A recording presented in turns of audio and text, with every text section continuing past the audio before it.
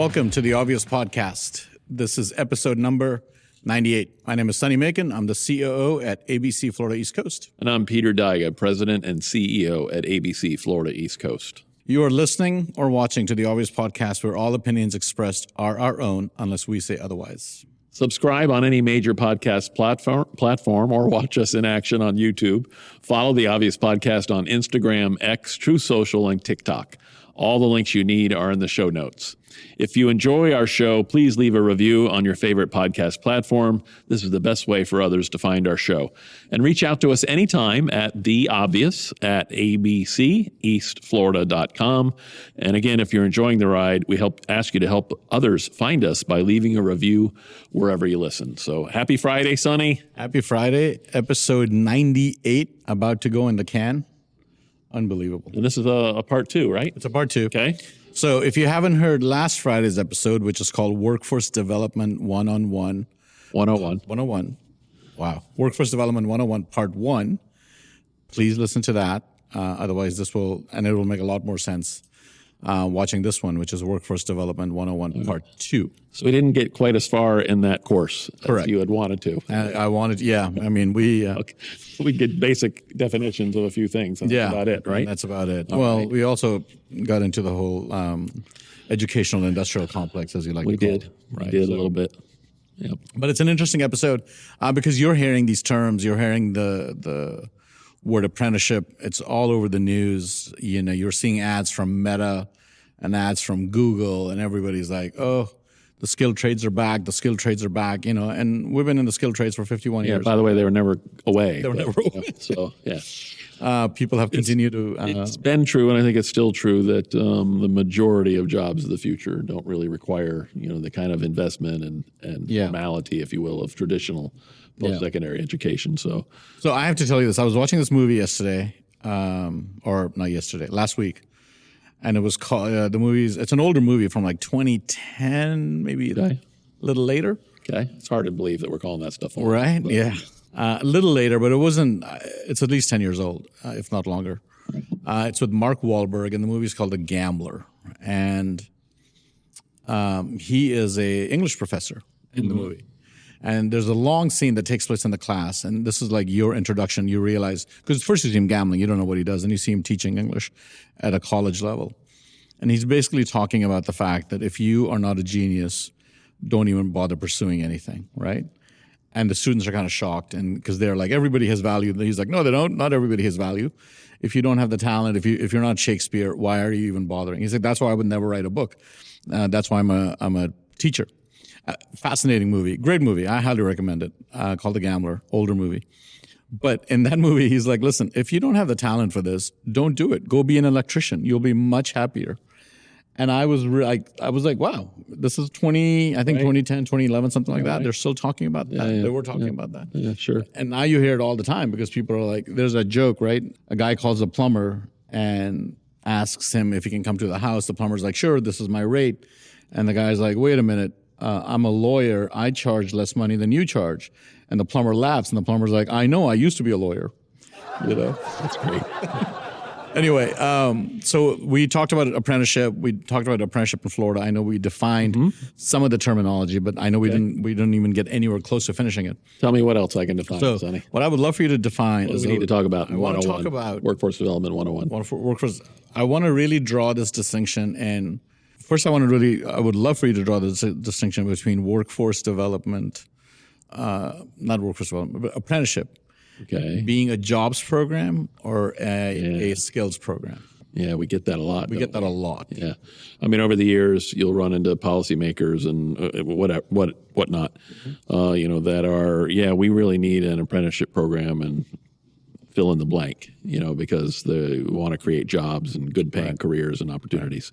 But when you realize that an apprentice is someone already working in the trade, because unless you're working there, you can't get the 2,000 hours. You can't actually do the work and have somebody tell you, no, not that way, this way, and get 2,000 hours a year for 4 years. So you're talking about, 16?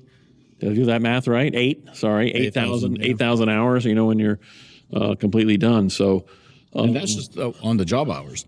Classroom hours are on top of that. Exactly. So I mean, it's a big mistake and a very common one. So it's a great thing to be talking about in apprenticeship or workforce development 101 is that apprenticeship's not a works or a jobs program.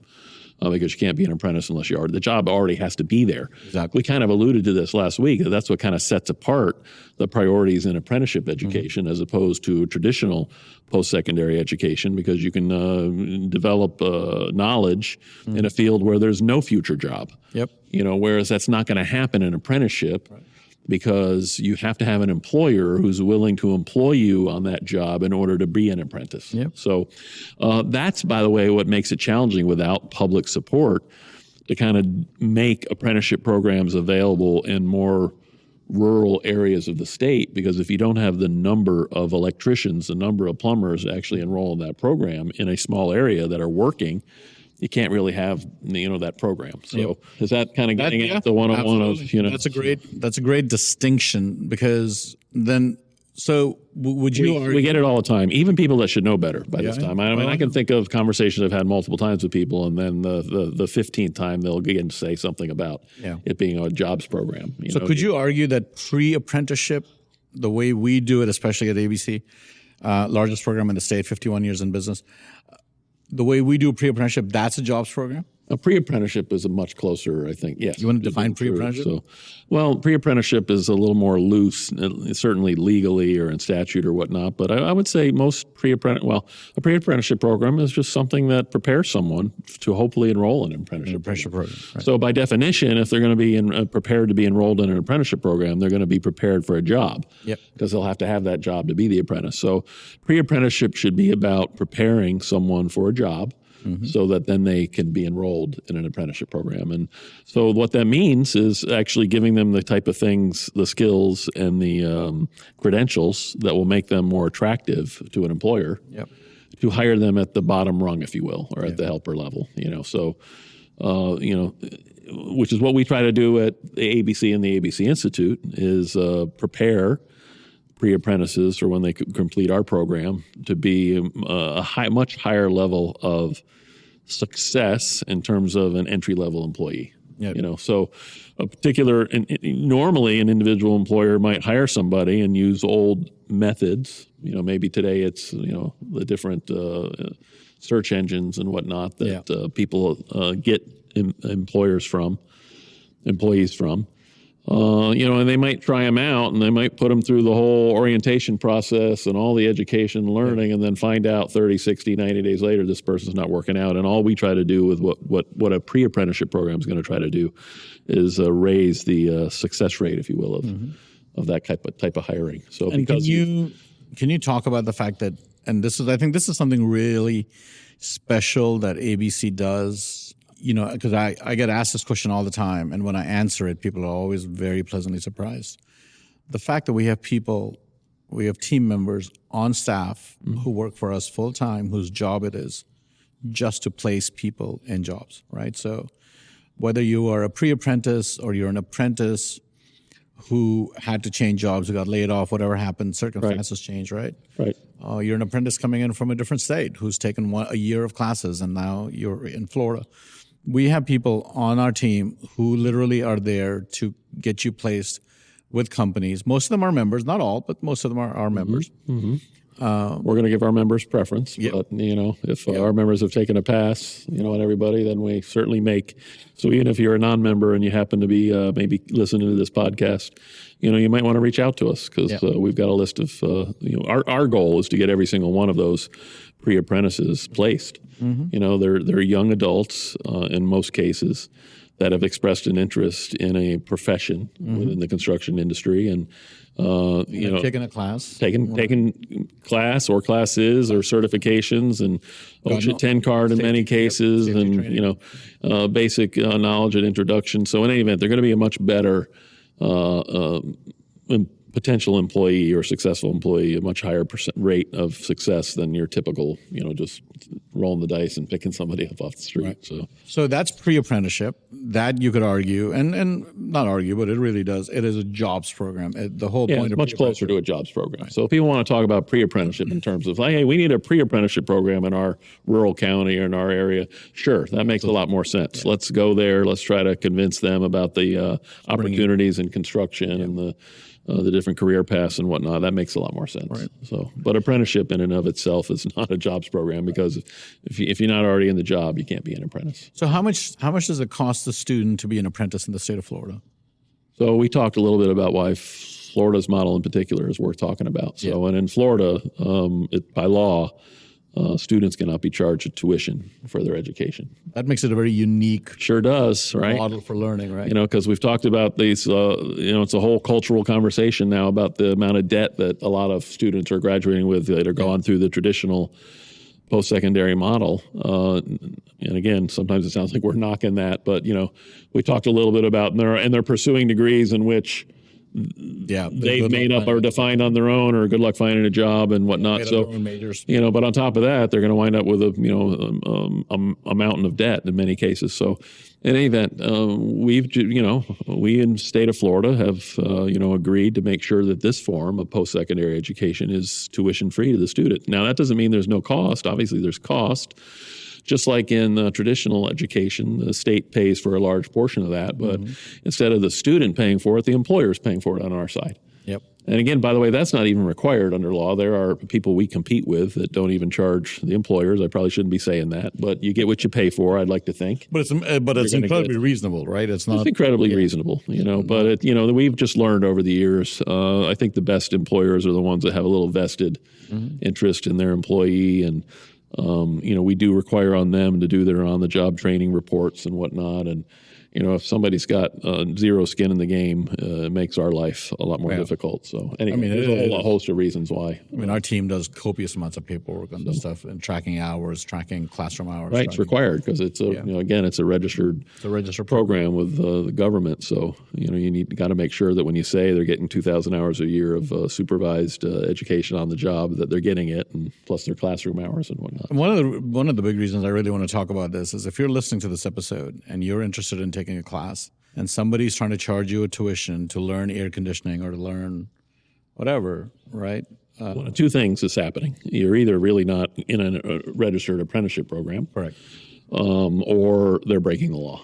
So nobody, if you're working in the trade and in what somebody is calling a apprenticeship program, and they're charging you, something's wrong. Yeah. If you're interested in getting a real apprenticeship education, reach out to us. That person Sonny mentioned would be glad to talk to you. And, So even if you have a job or you don't have a job, if you're looking for a job, we can help with all of that.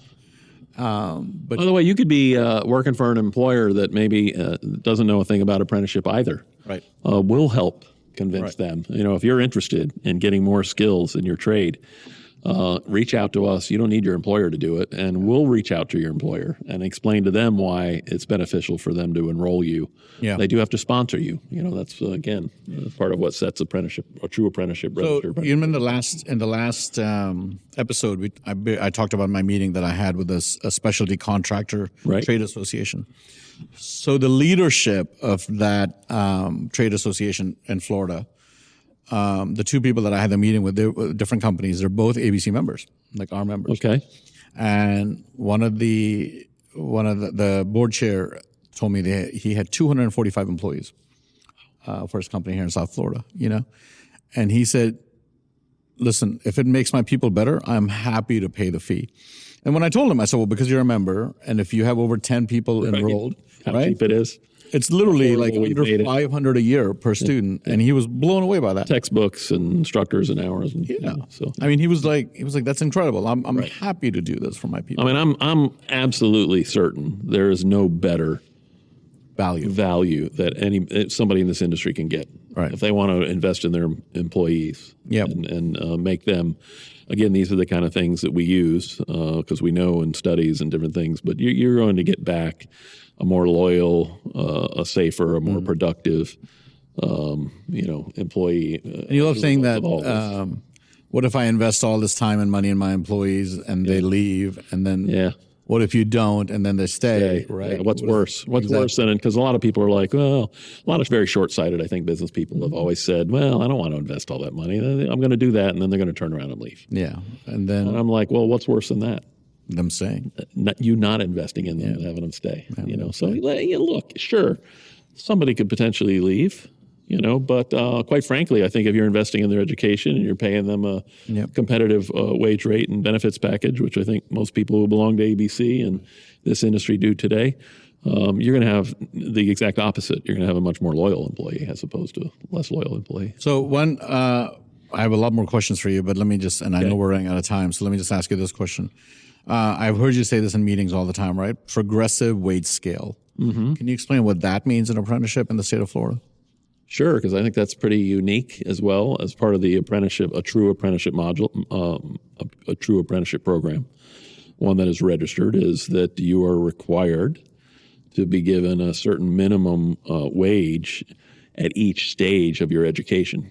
So when you finish, your first semester in your first year, your second semester in your first year, your first semester in your second year, at each one of those stages, if you're not making a certain minimum, which is based on the average at that level for the participating employers in the program, then you're required to be paid that. And who else? Again, I say that who else does that? Yeah. I mean, the University of Florida can't even guarantee you a job, much less a certain pay rate, or FSU or UM or any of the others. Well, you can stick to University of Florida because I know that's where you went. So, but in this, again, one of the things we talk about a lot that sets apprenticeship apart, is this. Now, as it turns out, the market's so competitive that in most cases, people are having to pay people a much higher rate than that just to get them. But we do know this, according to the U.S. Department of Labor, that a graduate journey person, which is what we call someone, the equivalent on our with a bachelor's education to a bachelor's in a degreed program, a graduate journey person makes more on average than someone who's a baccalaureate. Wow. So in any event, and they're guaranteed to graduate without any debt because you can't even charge them a tuition, right? And because of what they are, an apprentice. They have a job at the end. So they've made money for those 8,000. And they've made money for those 4 years. 8,000 hours that they've put into it. So this is an incredible conversation. I'm so glad we're having this. And one of the the other, because you being more new, what are some of those things that you continue to hear? Have we not? Because there anything we haven't covered in these last few minutes? Yeah. So I think I think the biggest thing I run into is not understanding what apprenticeship is, and I think when they understand sort of how well it's defined in Florida, I think and it's registered. Oh, it's a registered program. Who's it registered by? With and by, and how does that all work? Yeah. Well, one of two options, depending on what state you're in. You're either registered with the U.S. Department of Labor or you're registered with your state Department of Education. Okay. Under the same U.S. Department of Labor guidelines and regulations and whatnot. So it's really one standard set by the U.S. Department of Labor, and then either the states take on the role of approving those programs and making sure that they comply with the federal standards, or you leave it to the federal government to do that for you. And then do it. So how does Florida does it? So Florida has chosen to be what's called a SAC state, which is one where the state has taken on that responsibility. So we do that through the Department of Education. So in any event, it's these programs are registered. So if again, we've talked about how people use this term loosely. If you're not employed. And if it's not tuition free, and ask them if it's a registered program, ask them to give you the number or who it's registered with. Yeah. And if they tell you something other than the State Department of Education or U.S. Department of Labor, that something's sideways. So, and again, we really want you to be an educated consumer, right? So if you're out there looking at this, because I've seen ads popping up for like, we'll teach you the AC trades. It's only $7,000 a year or whatever. You don't have to do that. Like you don't have to waste your money. You don't have to go. Invest in something and hope you're getting a quality education, and then pray you'll get a job at the end. Get a job afterwards. Like there's other ways around it. You don't have to kind of give into that model. So we really hope that you will share this episode and contact us at WeTrain at wetrain.org or 305 WeTrain. That's the phone number. 305 WeTrain. Okay. I always use that one, even though we're our main office is in 954, Broward, but that's all right. people know the 305 area code, right? And if we train is too hard for you to remember, just go wet brain.